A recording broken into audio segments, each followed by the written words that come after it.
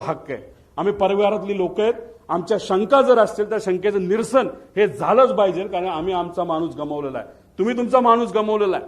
तुम्ही तुमची बाजू बघा, आम्ही आमची बाजू बघतो, पण आमच्या मनात ज्या शंका आहेत त्याला कुठे ना कुठेतरी उत्तर हे मिळालं पाहिजे। का गेले 13 दिवस मला तरी तिथं झोप लागलेली नाही, आणि कदाचित जोपर्यंत ह्या गोष्टी सापडत नाही, क्लिअर होत नाही, तोपर्यंत झोप लागणार नाही, आणि मी झोपणार सुद्धा त्याच्यामध्ये नाही।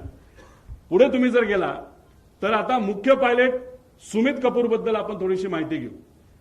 मार्च 10 ला दिल्ली बेंगळुरू विमान उडण्यापूर्वी त्याला प्री फ्लाइट अल्कोहोल टेस्टमध्ये त्याला पकडण्यात आलं।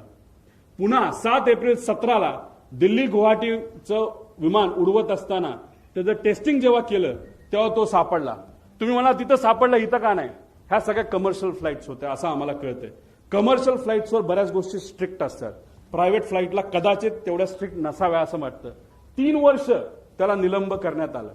त्याच्याबरोबर काम करणाऱ्या एका व्यक्तीला आम्ही जेव्हा बोललो त्यांनी सांगितलं, लेअरजेट म्हणजे उद्या जर मला ग्लोबल नावाचं विमान उडवायचं असेल तर मला त्याचं ट्रेनिंग घ्यावं लागतं।